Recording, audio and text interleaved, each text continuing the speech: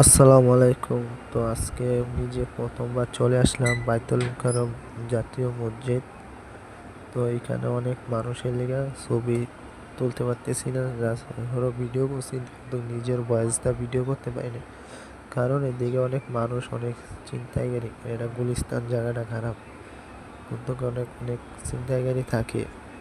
তো যারা আমাদের চ্যানেলের ভিডিওটি দেখতেছেন তারা সবসময় চ্যানেলটা সাবস্ক্রাইব করবেন, ভিডিওটা শেয়ার করবেন, আর ভিডিওর পাশাপাশি কমেন্টও করবেন, লাইক করবেন, শেয়ার করবেন।